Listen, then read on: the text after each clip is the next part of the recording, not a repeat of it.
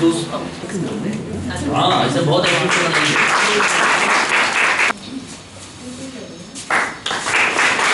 इस कार्यशाला के मुख्य प्रशिक्षक श्री दीपक शर्मा जी तथा उनके अन्य सहयोगियों द्वारा विज्ञान तथा गणित से संबंधित विभिन्न प्रयोगों को सरलतम तथा वैज्ञानिक दृष्टिकोण से दिखाया तथा सिखाया गया।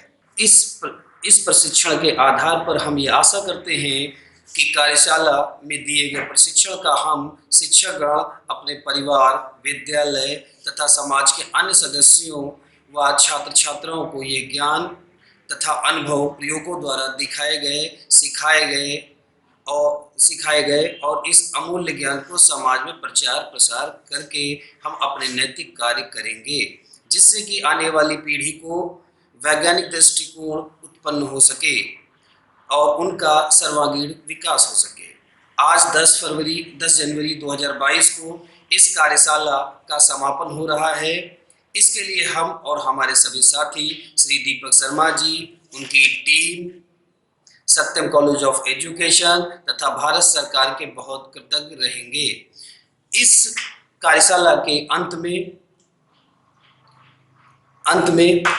कुछ स्पेशल कार्यक्रम आयोजित किए गए, कुछ नए प्रयोग किए गए, जिनमें अभिषेक माथुर जी एक इलेक्ट्रिक पजल का निर्माण किया जो कि हमारे लिए काफ़ी उपयोगी है। ये 5 दिवसीय कार्यशाला एक बहुत ही उपयोगी सिद्ध हुई है। मुझे तो बहुत ही ज़्यादा बेनिफिट मिला इन चीज़ों का। जैसे कि learning is a never ending process, सीखना एक सतत चलने वाली प्रक्रिया है और हम सब एक मशाल हैं, एक जलती हुई मशाल हैं जो समय समय पर धीरे धीरे उसकी ज्वाला कम पड़ने लगती है। तो इस प्रकार की कार्यशालाओं से हमें अपने आप को दोबारा से उस लेवल तक पहुंचाने में बहुत मदद मिलती है। सर का मैं बहुत धन्यवाद देना चाहता हूं, हृदय से आभारी हूं कि सर ने मुझे इस 5 दिवसीय कार्यशाला को अटेंड करने का एक पॉजिटिव सिग्नल दिया और मैंने अटेंड की और मैं आज बहुत ज़्यादा खुश हूं कि मैंने काफ़ी चीज़ें सीखी हैं और मैं प्रयास करूंगा, कोशिश करूंगा कि अपने स्कूल में साइंस के साथ साथ बच्चों के अंदर एक जो मानवीय पहलू है समाज से जुड़ने का, क्योंकि हम एक समाज का हिस्सा हैं, वो भी एक विकसित करने का प्रयास करूं, एक वैज्ञानिक दृष्टिकोण डेवलप करूं, ऑब्जर्वेशन स्किल डेवलप करने की कोशिश करूं। दूसरे निशा बोरा, जिन्होंने हैंड्स जर्म्स जो कि हमें नेकेड आंखों से नहीं दिख सकते, हमारी आंखों से नहीं दिख सकते, उनको लेजर बीम की सहायता से बोर्ड पे फिल्म पे दिखाया। इसके साथ अल्पना कुशवाहा, जिन्होंने इलेक्ट्रिक चार्ज को ट्रांसफर करने का इजी गोइंग मेथड बताया, आसान तरीका। इस कार्यशाला में कुछ प्रतियोगिताएं आयोजित की गई, जिनके आधार पर तीन विनर्स का चुनाव हुआ, जिनमें पहले विनर अभिषेक माथुर जी, दूसरे नंबर पे मानवी शर्मा जी और तीसरा निशा बोरा जी। इसके लिए हम आपको सभी को बहुत बहुत धन्यवाद अदा करते हैं। धन्यवाद। वैसे बाकी चीजें हम लोग आपको इसलिए कि नॉर्मली आप बना सकते हैं सब, ऐसी चीज नहीं है। तो मेरी इच्छा ये थी कि वही चीज दी जाए आपको जो हम नहीं दे सकते, मतलब जो आपको बनाने में दिक्कत हो। अभी भी अगर आपको, सभी टीचर्स के लिए कह रहा हूं, आपको लगता है कि मुझे अपने कॉलेज में एक लैब तैयार करनी है और सच में दिल से आप, और मुझे लगेगा कि ये आदमी सीरियस है, तो उसकी लैब बनवाने में जो जो जरूरत की चीजें महसूस होगी, जो डिजाइनिंग की जरूरत पड़ेगी, मैं उसकी मदद करूंगा आपके स्कूल के अंदर। ठीक है, उसके लिए एक औपचारिक लेटर भी आएगा आपके प्रिंसिपल की तरफ से और फिर उसी हिसाब से मैं उसको आपकी लैब बनवाने में जो भी सामान की जरूरत पड़ेगी मैं आपको दूंगा, बशर्ते आप उस पर काम करें। सर, आपकी जो वर्कशॉप है ये वाकई बहुत बढ़िया वर्कशॉप है। एक तो साइंटिफिक एप्टीट्यूड जनरेट करती है among the teachers and students.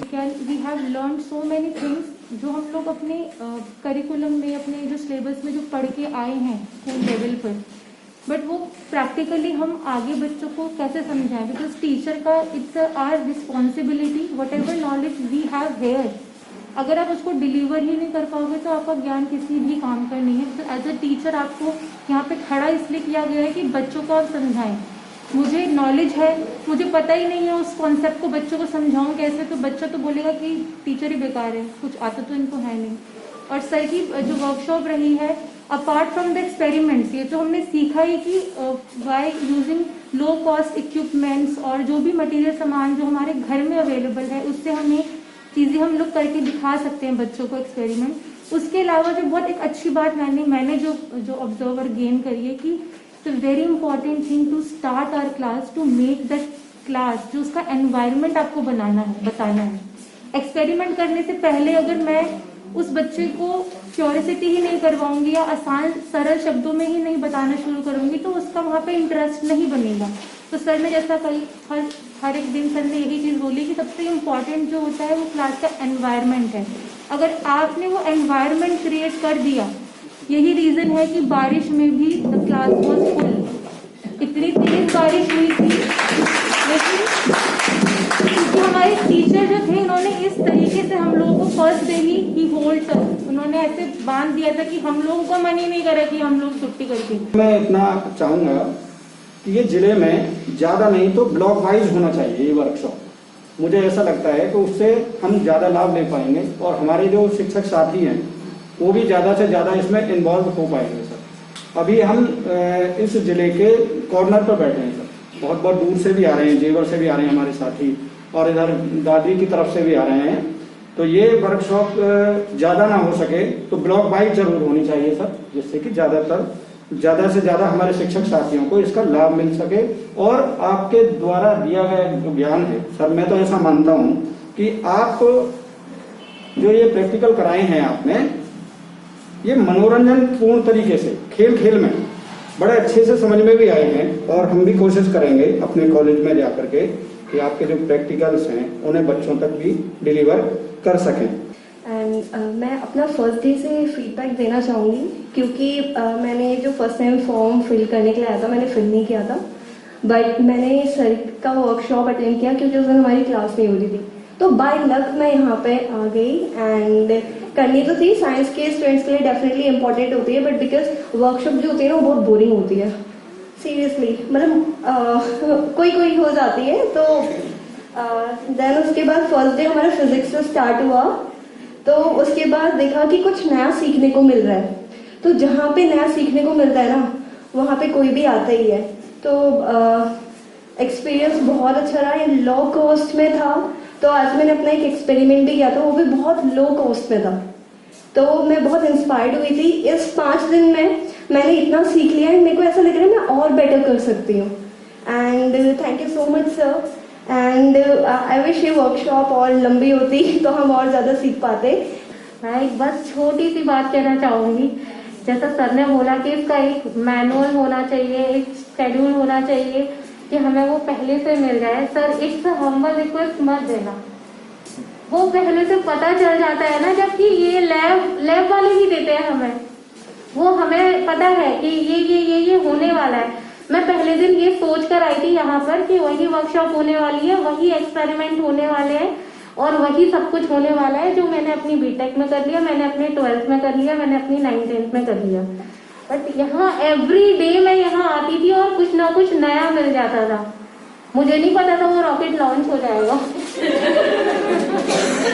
मैं यही सोच कर आई थी पता नहीं ऐसे कैसे हो सकता है, बट जब वो देखा ना तो सीरियसली वो एक बच्चों की तरह जैसे एक्साइटमेंट होता है ना, वो इवन मेरे कैमरे में भी रिकॉर्डेड है वो मेरा एक्साइटमेंट। बहुत तेज चिल्लाई थी, वही कैसे हो गया।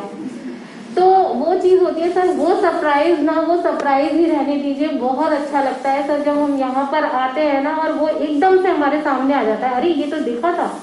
Good morning everyone, good morning ma'am, good morning sir. मैं एक एक्सपीरियंस शेयर करना चाहती हूँ क्योंकि I am not from science background. तो हमेशा ये मतलब कुछ भी एक्सपेरिमेंट करते तो साइंस वाले लैब में जाएंगे, साइंस वाले वहां सब कुछ करेंगे, और आर्ट्स वालों को ऐसा होता है कि नहीं तुम्हारे लिए एक्सपेरिमेंट्स ऐसा कुछ है नहीं, तुम क्लास में बैठो, थ्योरी पढ़ो, लर्न करो और रोट लर्निंग। सबके माइंड में ये रहता है आर्ट्स पढ़ रहे हो तो रट्टा लगाओ, एक्सपेरिमेंट्स कुछ नहीं है, तुम्हारा फील्ड वर्क कुछ नहीं है। तो सर हम भी यहाँ पे अटेंड नहीं कर रहे थे, हमने सोचा साइंस वालों के लिए, तो हम क्लास में बैठे थे तो मैम ने कहा कि सब लोग चलो।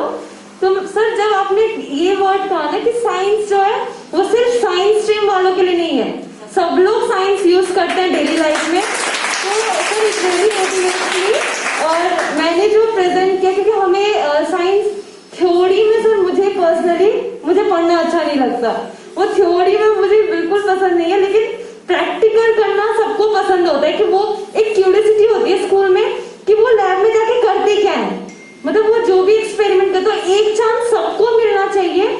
थोड़ी सी नॉलेज, कोई छोटी सी चीज, ये नहीं कि सारे प्रोसेस बता दो, बस थोड़ी सी कोई भी चीज की हाँ एटलीस्ट उनको इन्फॉर्म हो कि हम लैब में ये सब करते हैं, हम ये यूज करते हैं, ताकि बाद में जाके 11th-12th में एक डर हो जाता है कि साइंस लेना है, साइंस कैसे लेंगे, कैसे पढ़ेंगे साइंस। तो सब ये है कि आर्ट्स में बहुत लोग इंटरेस्ट से जाते हैं, बहुत लोग साइंस के डर से जाते हैं, और जबरदस्ती जब वो पढ़ने जाते हैं तो आर्ट्स इजी है ये सोच के जाते हैं, तो फिर वहां पे वो ड्रॉप आउट हो जाते हैं क्योंकि उन्हें इंटरेस्ट आ नहीं रहा है।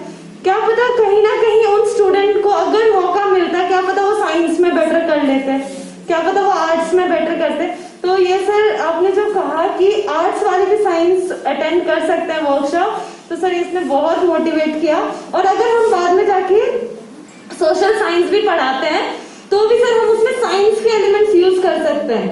जैसे सर आज अभिषेक सर ने एक एक्सपेरिमेंट दिखाया उनका, उन्होंने दिखाया कि कैसे हम उन्होंने जो बनाया था मॉडल, उसमें उन्होंने मैच द फॉलोइंग दिखाया कि जो राइट आंसर होगा उसमें बीप करेगा।